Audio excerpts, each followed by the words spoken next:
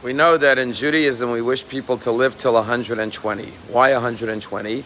Because Moshe Rabbeinu, our greatest prophet Moses, lived to 120 years old. As a matter of fact, he died on his birthday at the age of 120. So he lived exactly 120 years.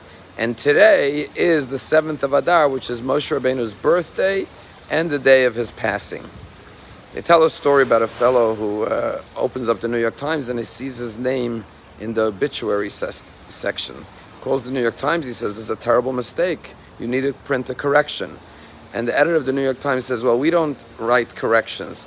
But what we could do is tomorrow morning we can print your name in the birth announcements.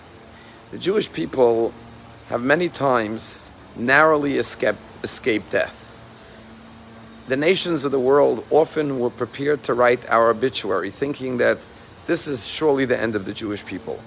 But miraculously, we were born again and came back to life again. And that's why our rabbis tell us that today is connected to the holiday of Purim. The word Purim means lottery, because Haman drew a lottery to determine when would be the best time to destroy the Jewish people, God forbid. And it came out in the month of Adar, and he said, this is a great month to destroy the Jews because their greatest leader and prophet Moses died during this month. But what Haman didn't know was that Moses died in this month, but he was also born in this month. And the message of this midrash and the story of Purim is that time and again the evil haters and anti-Semites thought they could destroy the Jewish people, only to discover that no, they were born again. They came back to life. And there's no greater example of this than in our generation. After the Holocaust, 1945, the Jewish people came eyeball to eyeball with the angel of death as a nation, God forbid. And then 3 years later, the greatest miracle, the return to Israel after 2,000 years of diaspora, of exile. You know, when Theodor Herzl died at a very young age of 44 years old in 1904, the World Zionist Organization wanted to set up a trust fund for his family. And so they allocated $3 million for his family.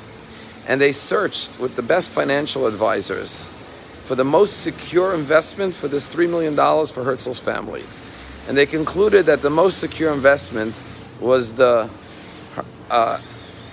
Hungarian bonds. And they invested in the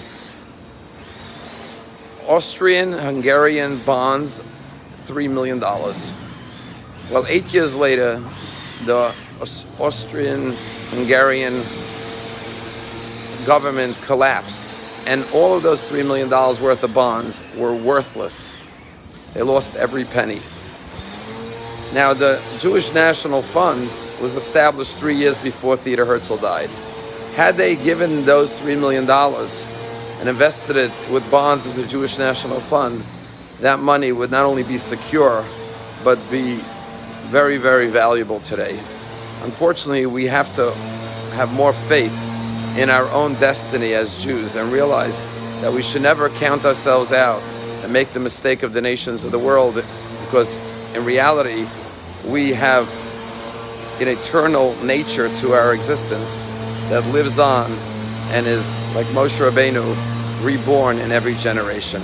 Have a wonderful day and celebrate the day of Moshe Rabbeinu's birthday, which brought about the miracle of the holiday of Purim.